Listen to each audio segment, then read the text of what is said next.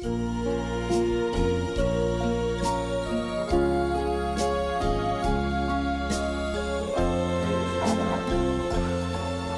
사실은 20살 때 한 남자를 알았습니다.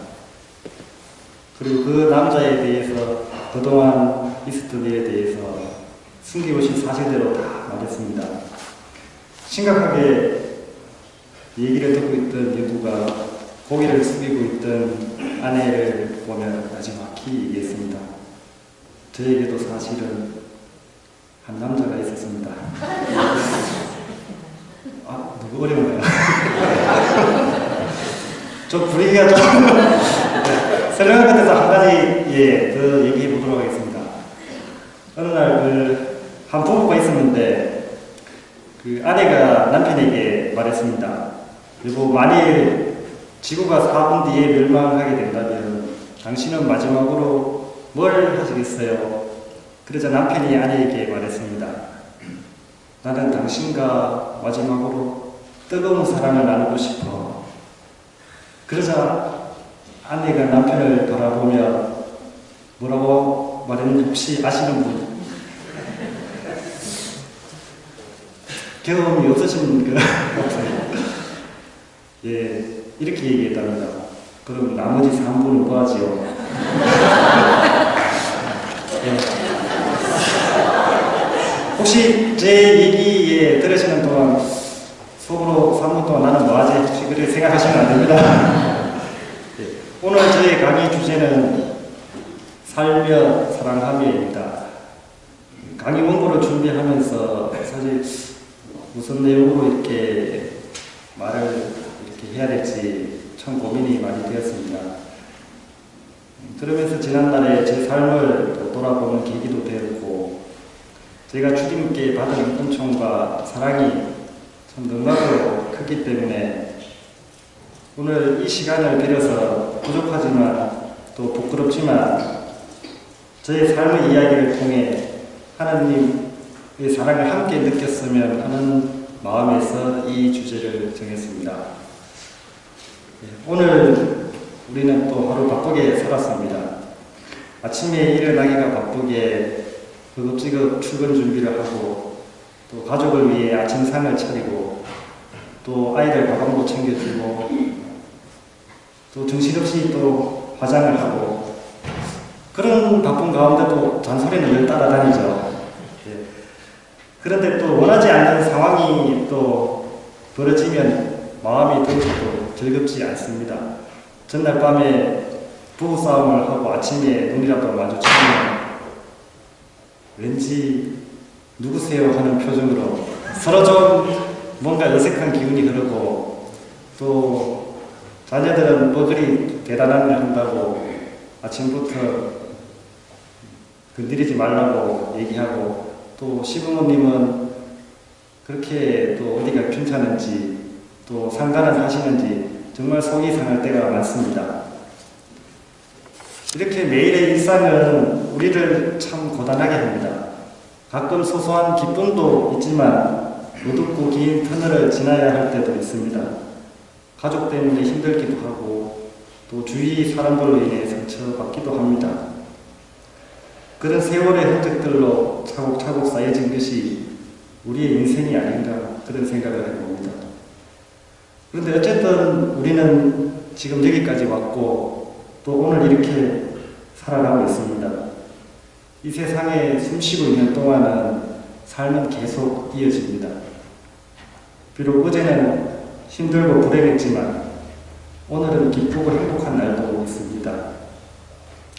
KBS에서 하는 그 백도시, 강연 백도시라는 프로를 가끔씩 보게 되는데 삶의 반전이 있어 정말 살아가는 것 같습니다.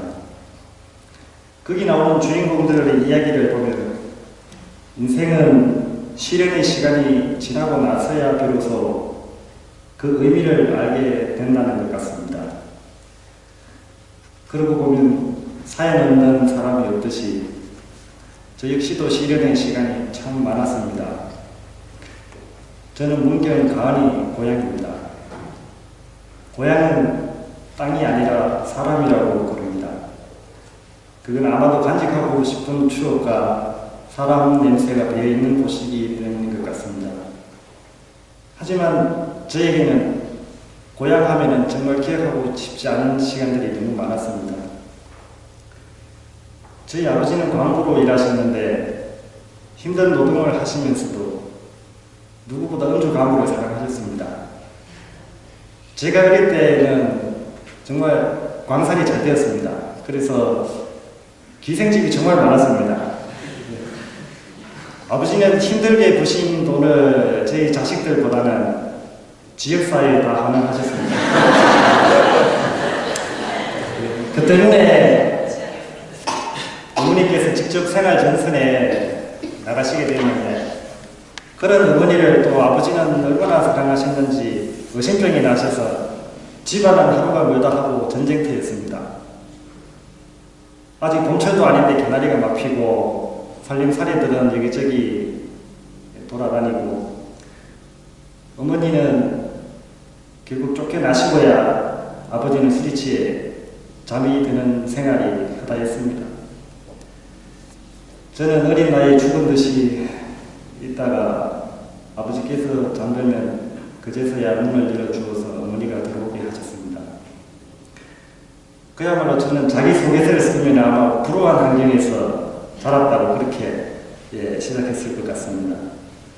그렇게 아버지가 난리굿을 친 다음 날이면 어머니는 어김없이 무당집에 가셨습니다.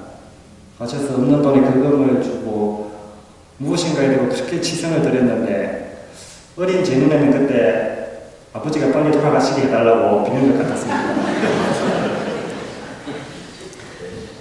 제가 성인이 되어서도 아버지는 여전히 저에게 거대한 산이었습니다. 그리고 두려움의 대상이었고 어머니의 원수였습니다. 아버지와 전화하는 것조차도 너무 힘들고 어색했습니다. 아버지도 저의 마음을 아셨던지 술에 취하신 날만 전화해서 잘 있냐? 네 엄마는 어디 있냐? 하는 말만 하시고는 끊었습니다. 그런데 어느 날 한밤중에 119에서 전화가 왔습니다. 문경소방서인데 어르신이 지금 피를 토하고 쓰러져서 경대병원에 빨리 모시고 가야 되는데 아들이 맞느냐고 지금 빨리 경대병원 응급실로 시간 맞춰서 나오라는 전화였습니다. 저는 순간 무척 당황했습니다. 하지만 어머니께서 늘 입버릇처럼 우리 집에는 아버지가 빨리 죽어야지 집안이 핀다고 하는데 저는 아버지가 죽으신다고 정말 그러시나 하는 생각에 또 얼른 경대병원으로 갔습니다.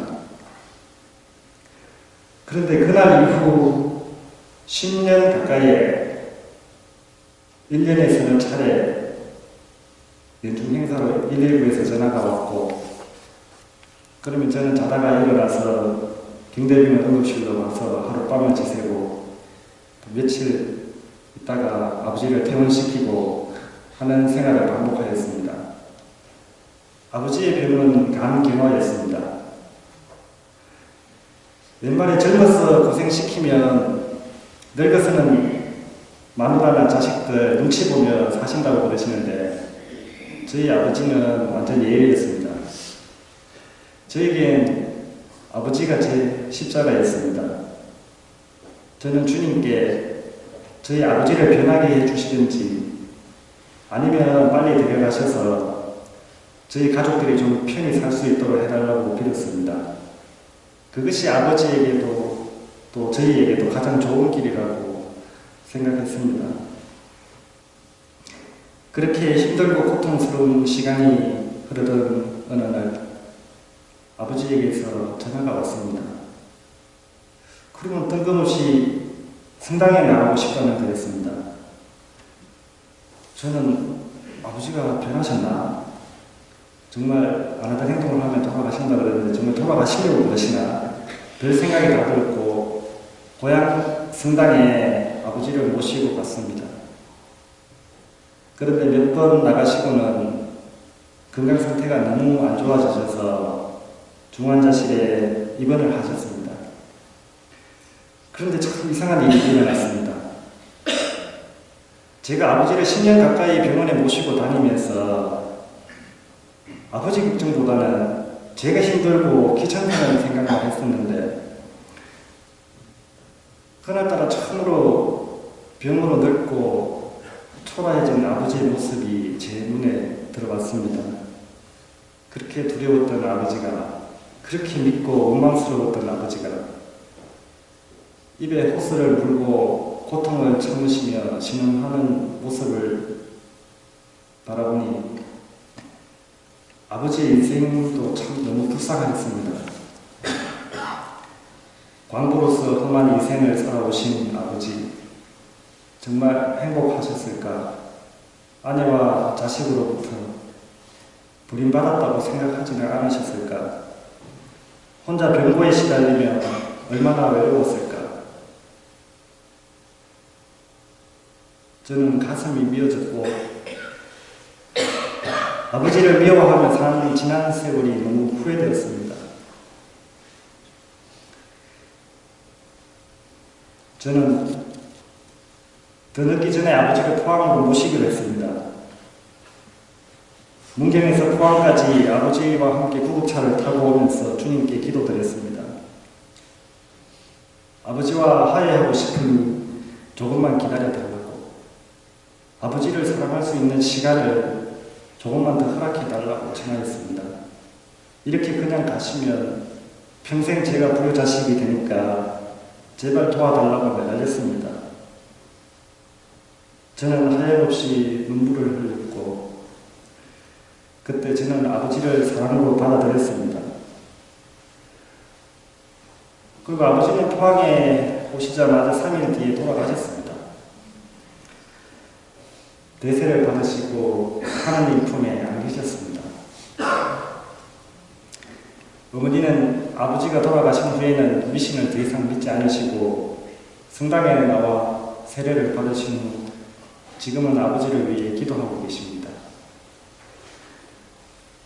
주님은 정말 사랑이신 분입니다. 저의 삶을 외롭고 고통스럽게 한 저만의 십자가를 알고 계셨습니다. 그리고 오랜 시간을 준비하신 끝에 저와 아버지를 화해시키시고 사랑으로 받아들이도록 하셨습니다. 그러고 보면 주님은 처음부터 저의 삶의 한복판에서 말없이 저를 지켜보고 계셨습니다. 그래서 세상을 원망하며 술로 피곤하며 살던 저에게 천사를 보내주셨습니다.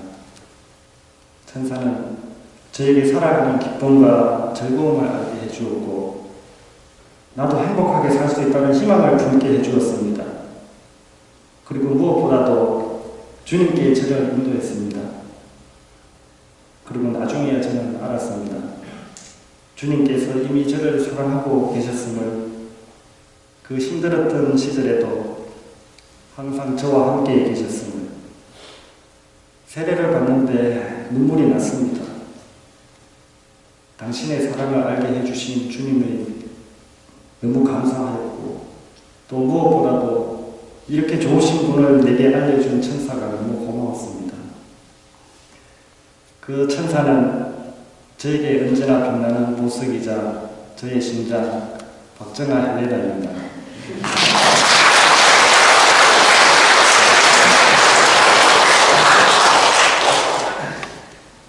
그 헬레나는 직장도 없고 장남에다가 가정 환경은 너무나 안 좋은 저를 묻지도 따지지도 않고 정말 아무 조건 없이 선택하였습니다.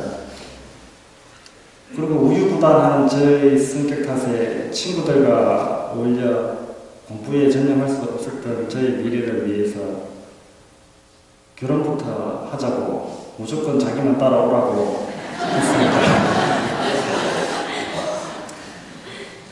자기 집은 자기가 설득하겠다고 했습니다.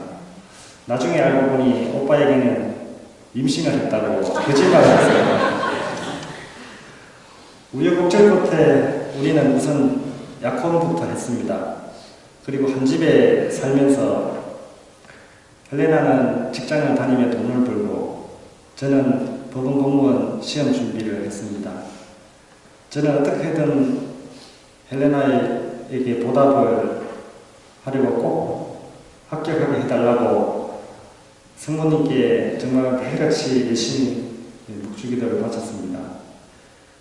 그래서 마침내 시험에 합격했고 충남 홍성에 발령을 받아서 2개월 뒤에 정식으로 결혼식을 올렸습니다. 그런데 참 행복한 시간도 잠깐이고 매일 야근하던 생활이 1년 가까이 되다 보니 저는 정말 너무나 지쳐버렸습니다. 그래서 좀 더 공부를 하고 싶은 욕심에 헬레나에게 난 너무 힘들다, 나 이대로 가다가 죽을 것 같다 하고 말했습니다. 헬레나는 그런 저의 모습을 보면 그렇게 힘들면 자기는 괜찮으니 나오라고 했습니다. 그때 헬레나는 선홍이를 임신하여 곧 출산을 앞두고 있는 상황이었습니다. 지금 생각하면 너무도 좀 무모한 행동이었고 이기적인 생각이었는데 그런데도 헬레나는 저를 믿고 의지하였습니다. 우리는 선홍이를 낳자마자 서울로 이사를 했고 월세를 살면서 남은 전세금으로 생활을 했습니다. 저는 학교 도서관에서 공부를 했고 헬레나는 선홍이를 돌보며 저를 기다렸습니다. 그런데 현실의 벽은 너무나 높았습니다. 참 할 말은 많지만 시간 관계상 생략하고 우리는 1년 만에 모든 것을 접고 다시 대구로 내려왔습니다. 그리고 저는 새 출발하는 마음으로 교보생명에 입사를 했습니다. 그런데 여기서 한 6개월을 다니다 보니까 정말 나하고는 맞지 않았습니다. 당장 생계 걱정을 안 할 수는 없었지만 이대로 있다가는 평생을 후회하며 살지도 모른다는 생각에 하루하루가 괴로웠습니다. 이런 제 모습을 지켜본 헬레나는 또 저에게 용기를 주며 그렇게 힘들면 나와라. 다시 2번 공부해라. 저는 헬레나의 말에 용기를 얻어서 정말 마지막 심정으로 또 다시 공부를 했습니다. 생활은 카드 10장으로 돌려막기 하고 헬레나가 틈틈이 가해를 하면서 한 달을 버텼습니다. 그때 제 나이가 30세, 정말 마지막 시험이었고 IMF 때라서 뽑는 인원도 10여 명 정도밖에 안 되었습니다. 상황이 상황이니만큼 매일 밤을 주님과 성모님을 번갈아 가며 기도했습니다. 다행히 저는 합격을 하였고 또 한 번 기회를 주신 주님께 깊이 감사드리면서 포항의 새 터전을 마련하였습니다. 저는 그동안 잃어버린 시간을 만회할 생각으로 누구보다 더 열심히 일했고 그러다 보니 점점 가정에 소홀하는 시간도 또 많아졌습니다. 그동안 사랑 하나로 저만 바라보고 살았던 헬레나는 이런 저에게 완전히 지쳐버렸고 또 서로 사이가 안 좋은 시부모 관계는 헬레나를 너무 힘들게 했습니다. 그래서 헬레나는 어린 선홍이를 더 잘 키우기 위해서 저와 헤어지기로 마음을 먹었고 독립자금을 마련하기 위해 공인중개사 시험에 합격해서 부동산 사무실에 나갈 일을 하였습니다. 자기 몸도 돌보지 않고 저보다 더 바쁘게 일했습니다. 그러던 어느 날 헬레나가 가슴 부위가 자꾸 아프다며 별 생각 없이 병원에 갔는데 의사 선생님이 검사를 하더니 보호자가 와야 된다고 그랬습니다. 의사는 저에게 초음파 소견으로 0.5cm 정도 혹이 보이는데 악성 종양 같다고 그랬습니다. 저는 처음에 그게 무슨 말인지 잘 몰랐습니다. 의사는 유방암이라면 나이가 젊기 때문에 빨리 수술을 받아야 된다고 얘기했습니다. 저는 순간 멍했습니다. 아직 제대로 살아보지도 못했는데 이제 35밖에 안 됐는데 저는 헬레나에게 걱정하지 마, 다 잘 될 거야 하는 말밖에는 아무것도 해줄 수가 없었습니다. 우리는 곧바로 아산병원에 가서 다시 조직 검사를 하였고 일기 판정을 받았습니다. 그리고 아직 나이가 젊기 때문에 수술을 한 후에 4번의 항암 치료와 방사선 치료를 또 받아야 된다고 했습니다. 헬레나는 수술실로 들어가면서 우리 중에 누가 아파야 한다면 그래도 자기가 아프게 돼서 정말 다행이라고 말했습니다. 어린 선홍이가 아프면 자기가 더 괴롭고 제가 아프면 우리 집 경제가 힘드니 그것도 안 되고 차라리 자기가 아픈 게 잘 됐다고 저에게 말했습니다. 저는 헬레나를 안고 울었습니다. 또 헬레나에게 무거운 짐을 안겨주었구나. 내가 헬레나의 십자가였구나. 가슴이 이어졌습니다. 저는 헬레나가 수술을 받는 동안 저 대신 아파하는 헬레나에게 자비를 베풀어 달라고 간절히 기도했습니다. 다행히 수술은 잘 끝났고 일주일 뒤에 퇴원을 하였습니다. 그리고 3주에 한 번씩 아산병원에 가서 항암주사를 맞았습니다. 항암주사 부작용 때문에 머리카락이 하나도 없었지만 제 눈에는 오드리 헵번보다도 더 이쁘고 사랑스러웠습니다. 그리고 한 달 동안의 방사선 치료도 잘 이겨냈습니다.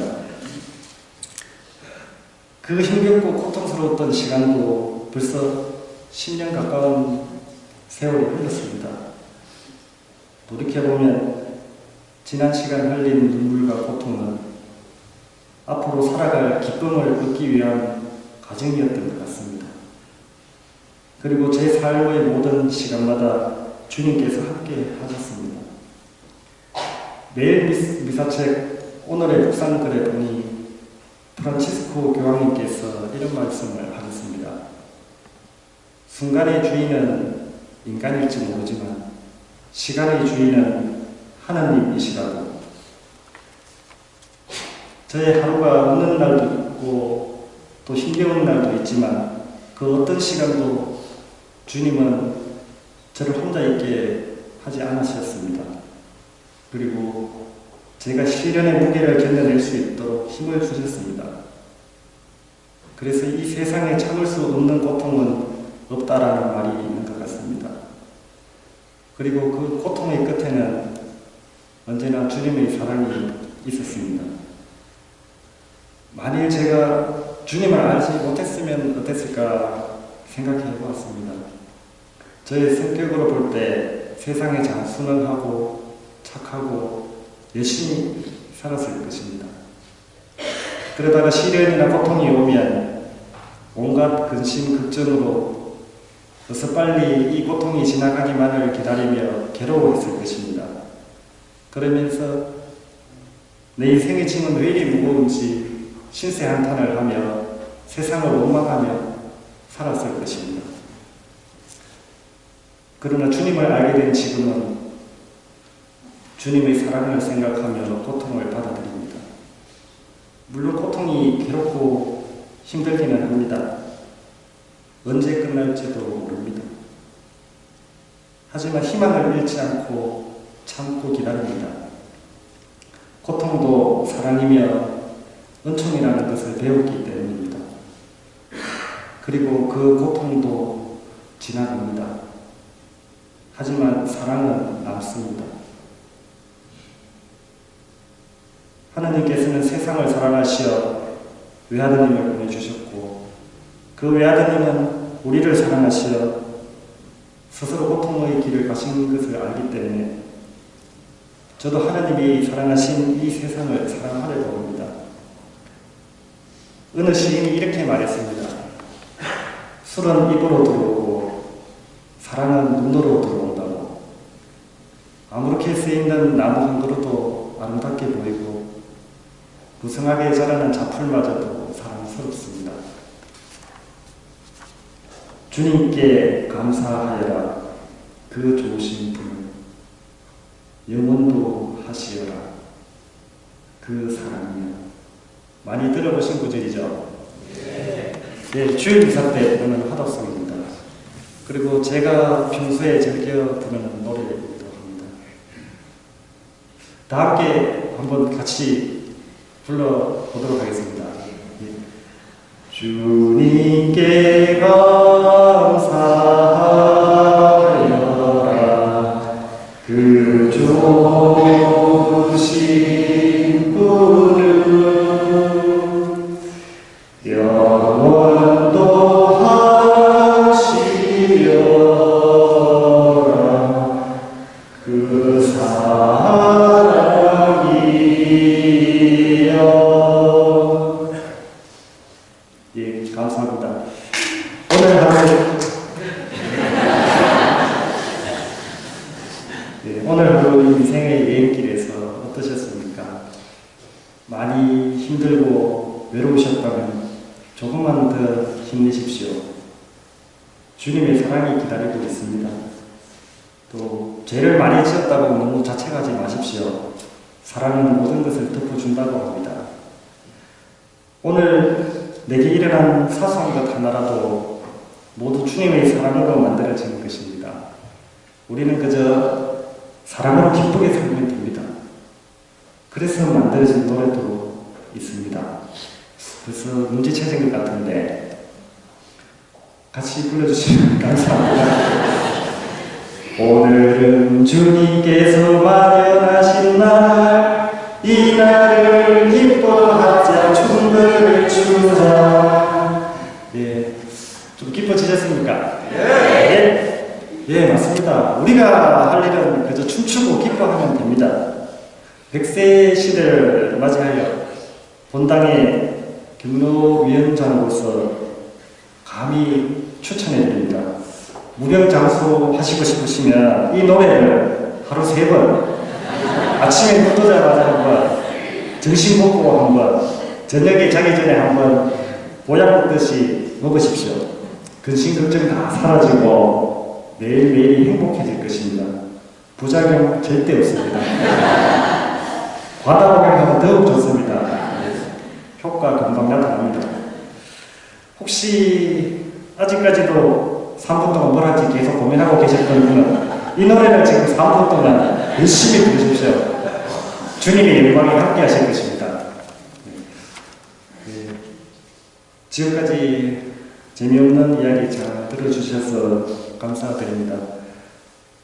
저보다 더 잘 살고 계신 여러분들에게 부족한 제 이야기가 그저 타산지석이 되었으면 하는 마음입니다. 그리고 이 말씀만은 꼭 드리고 싶습니다. 사랑은 언제 들어도 기분 좋은 말입니다. 아껴두지 마시고 그때그때 표현하면서 하셨으면 좋겠습니다. 혹시 사랑 표현이 서투신 분이나 사랑에 목마르신 분들은 주저하지 마시고 본당 예비 대표에게 연락하십시오. 언제든지 달려가겠습니다. 5002-8342 5002-8342 이상 간접하고였습니다.